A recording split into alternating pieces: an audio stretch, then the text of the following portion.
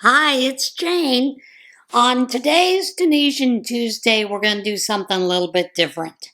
I'm not going to show you a stitch.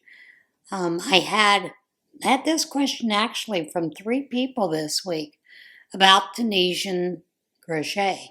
So I thought maybe we just explore it a little bit about the history of Tunisian crochet. So let's get into it.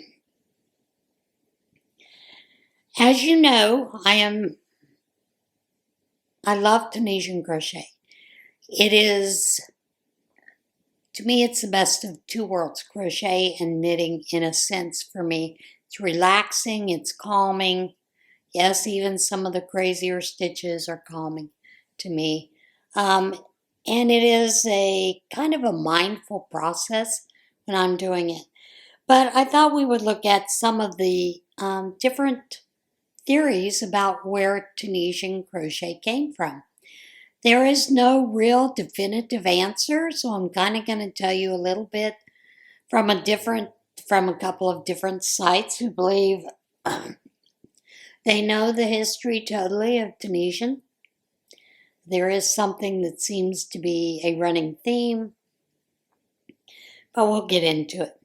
The origin of Tunisian crochet, also known as Afghan crochet, hook knitting, tricot crochet, hacking, railroad knitting, shepherd's knitting can be pretty obscure. The name Tunisian and Afghan would indicate that it began in the Near East or Northern Africa, but there's no evidence to prove that. Many believe the term Tunisian crochet was started by the French. In the early 1800s, crochet publications started showing Tunisian stitches. Then by the middle of the century, it's also found that it was being practiced in the British Isles and Western Europe. Queen Victoria used it herself, and it became known as the Royal Princess Knitting. Its popularity continued to grow until the 1930s. No, its popularity kind of went out of style till the 1930s. But then there's been a resurgence, and lately there have been a lot of people who have really gotten into it. That actually came from a website called Irish Fiber Crafters. Now, Tony of Tony Lipsky, is it Crochet TLC? I think that's it. She had a lot of questions about it too. And so she looked into some things with some people who are trained in textiles, which crochet, knitting, Tunisian crochet are textiles. So what they found in some of those things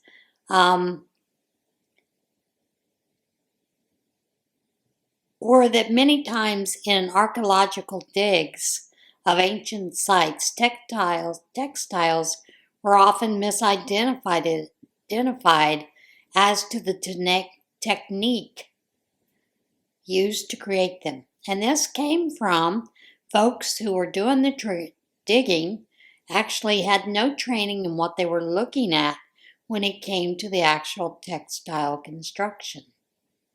So I find that rather interesting. Today, it is widely accepted that knitting dates back to the first millennium. In Egypt, specimens of early knitting have made their way into museums all around the world. Naturally, objects of such age and fragility are damaged and incomplete, but textile study has progressed to the point that these ancient textiles can clearly be identified as knitting or an earlier precursor to knitting called nail binding. But what about crochet? Has any ancient crochet been found? The answer is no. While it's known that people used hook tools to make socks, mittens, many places around the world, the concept of crochet as we know it today did not exist until the late 18th century. These earlier items were made with homemade tools, often a spoon with a hook added, and used slip stitches. The makers thought of this as a form of knitting. Slip stitching with a hook made it easier to work in the round to make mittens and booties. So many times when you see someone who is of European descent who is talking about knitting, or even Asian descent, knitting, and you're looking at the video they're showing and it says it's actually what we call crocheting, keep in mind this is where a lot of that historical background for these people come into play. They consider it knitting as well. In the 19th century, there were a lot of craft publications and middle-class domestic pamphlets, magazines, those kind of things, newsletters, that started bringing in this information into a larger, what we call middle class, along with the notion that women should rule over the home and generally remove themselves from the pesky matter of earning a living, at least for those whose incomes allow. Now, I know a lot of people who did lace knitting, lace crochet, as a way of providing income for themselves in the 30s on up, or actually probably from the 20s on up. So many women use these as ways to enhance their home income, or even to provide an income for their families if they were alone, had no male person to help them. So there are a lot of generated books and patterns that helped feed this frenzy that was going on. Some of the first crochet patterns appeared in Britain in 1840, and the patterns are really basic, using only single crochet and some colorwork designs for embroidery. Yet a number of gifted needlewomen developed crochet so rapidly that within 10 years, most of the stitches we know and love today can be found in patterns from the mid-19th century. Of course, these needlewomen were subject to trends, fads, and fashions of their times. So you're going to see there were a lot of patterns that were designed around them, and also during that time, lace, both to wear and to adorn your home goods, was pretty much in really big demand. So you see a lot of that progression there. Moving a heating pad, my back has been hurting me. So what you see is thin hooks that were used for tambour embroidery, which originated in the Far East and came to Europe during this needlecraft explosion, were just the tool these needlewomen needed to experiment further with this new craft of crochet and invent new techniques and styles, as well as stitches. Very quickly, not only did we have the slip stitch, but single, double crochet stitches. From there, the art of crochet expanded by leaps and bounds at an absolutely astonishing pace.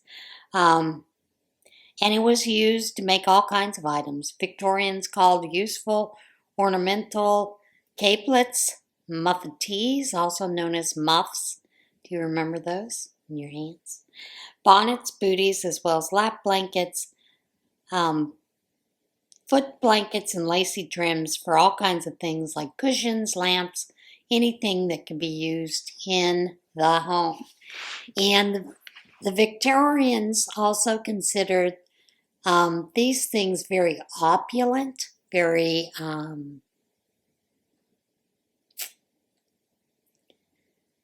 shall we say fancy? So that's something that they looked forward to.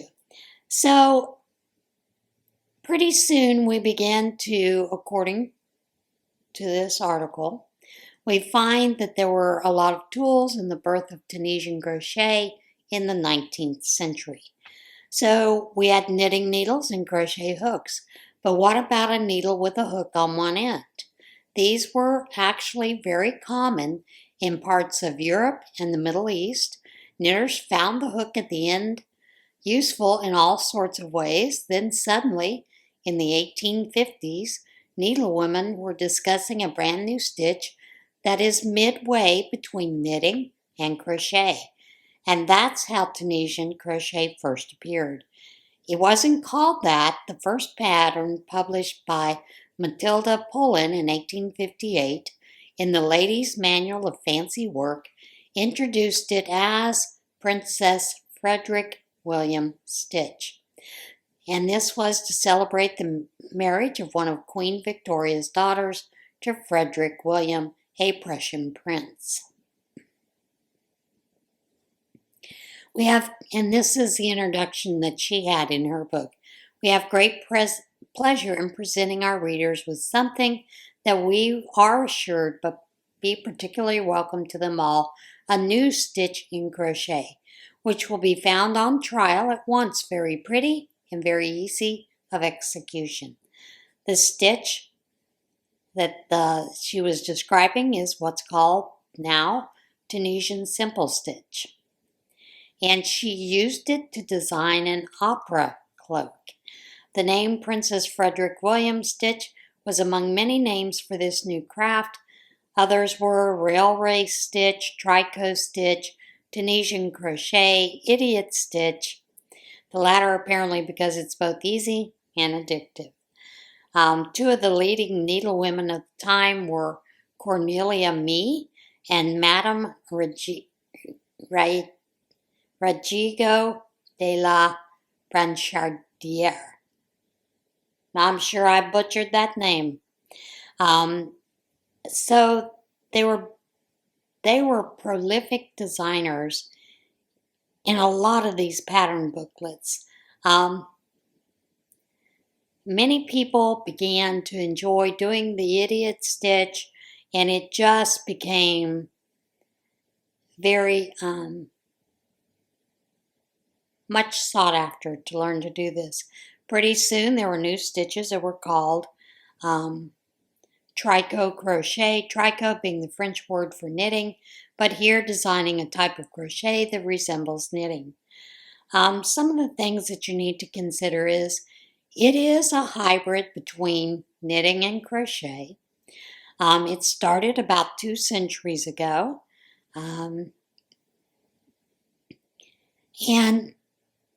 for the most part, crochet was always associated with lace. Long hook crochet produced a thick, warm fabric suitable for blankets, scarves, capelets, and the like.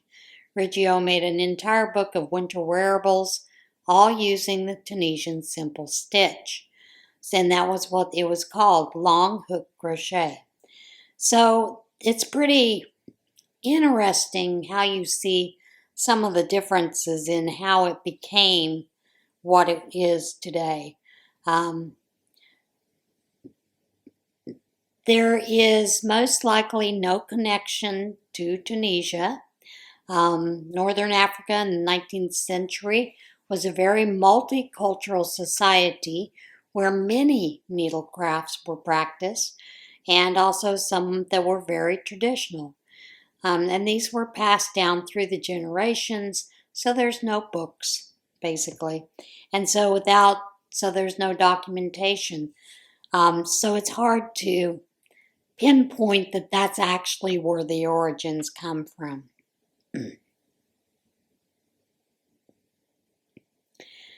And Tony says, what we do know is that these 19th century names for crafts were invented for the purpose of marketing, not accuracy.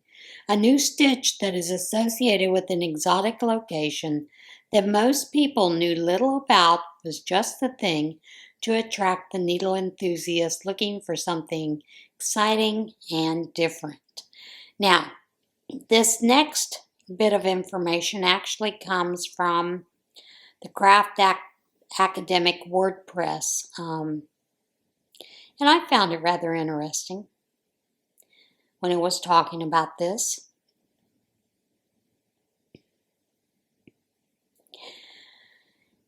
And here we go. Tunisian crochet has an uncertain and fluctuating history. For one thing, nobody knows quite where it came from. Despite the name, we can't be sure the style was even originated in Tunisia.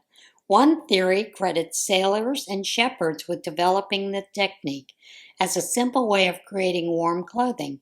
Seems most likely that it evolved from a style of hook knitting practiced in Africa and Central Asia, including in Tunisia and Afghanistan. Hooked knitting shares elements with both conventional knitting and crochet, being worked on two long needles with hooked ends. Despite this, there have been no crocheted fabrics that have been found in Central Asia, the Middle East, or North Africa that date before the 1920s. The earliest European examples are from the mid-19th century with existing patterns and exemplars dating back to that same period. With such a lazy history, it's not surprising that Tunisian crochet has been known by many names. It seems that the French first attached Tunisian, although they have also given us popular term tricot crochet. Tricot is French for knitting, appropriately reflecting Tunisian crochet's blend of the two fabrics. Other names that you might encounter would include shepherd's knitting, German work, Russian work, fool's or idiot's stitch, encouraging for those beginners, isn't it? Crochet knit, Tunis crochet, railway stitch, and a lot. And I've heard railway and I've heard railroad knitting as well. And there's a lot of things that a lot of people think this actually came from all the working class girls who crocheted while waiting for the trains to the factories and mills of the 19th century in England. Unlike knitting or conventional crochet, Tunisian's crochet popularity has fluxed with time and has never truly gained popularity that it enjoyed in the 19th century. All forms of the needlework were widely practiced in the Victorian era, where advances like the sewing machine allowed women more time for pursuing useful leisure activities beyond the utilitarian. Yarn as inexpensive as local cottons and luxurious as silks and fine wools could be used to make anything from practical stockings and mittens to fine lace edgings, fancy tablecloths and delicate collars, making crochet both useful and appealing to all classes of women. So those 19th century publishers found that if they produced a lot of books and periodical publishings, newsletters, pamphlets, those kind of thing, that they had latched on to a popularity of yarn crafts and began producing the first widely distributed patterns and craft manuals. It's from these that we have our first official references to Tunisian crochet. In a 1907 copy of Needlecraft periodical gives an introduction to the craft source.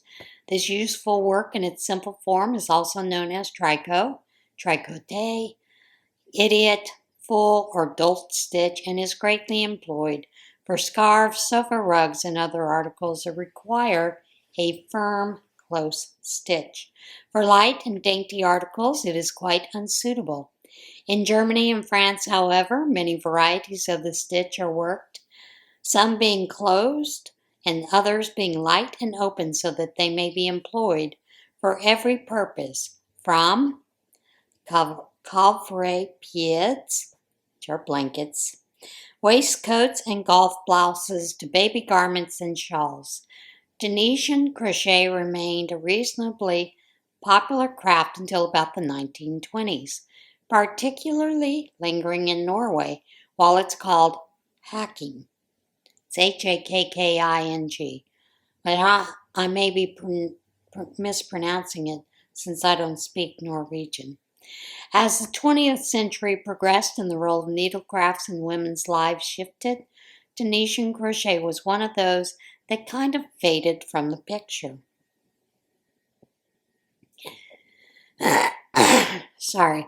In the 1970s, we saw a simple form of Tunisian crochet have a short revival.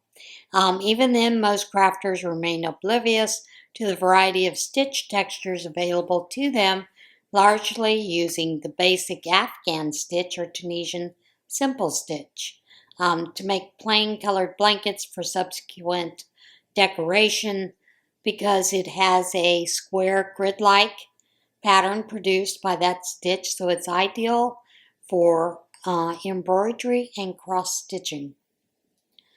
So there are a lot of things you can look at for the history of Tunisian. They have some books around that are needlework through history, an encyclopedia by Catherine Amorosa Leslie, Crochet, A History of the Craft Since 1850 by Pauline Turner. Pauline Turner has quite a few great books. Hedonizing Technologies, Paths to Pleasure in Hobbies and Leisure by Rachel P. Maines. A History of Hand Knitting by Richard Rutt. The Hook and the Book, The Emergence of Crochet and Knitting in American Popular Culture, 1840 to 1876. And this is at the Library Company of Philadelphia. Tunisian Crochet, No Boundaries by Angela Arnie Grabowski. And apparently she is at Crochet Insider. Cat's Corner, A Tunisian Crochet History and Overview by Catherine at Craftsy. Why is the Afghan Stitch called Tunisian Crochet? And this, of course, is by Kim Guzman. We have quite a few people now who have really worked a lot with Tunisian crochet to give us a little bit of that history. So those are some things that give us just a little snippet of the history of Tunisian. I see it going a lot further these days because we do have so many people that are working with Tunisian crochet, not only on YouTube, but making patterns, selling patterns on the internet, those kind of things, as well as creating new books to give us a little bit more about Tunisian crochet. So that's a little bit about it. I hope you enjoyed that. And we'll get into a new stitch again next week for Tunisian Tuesday. See you then. Bye.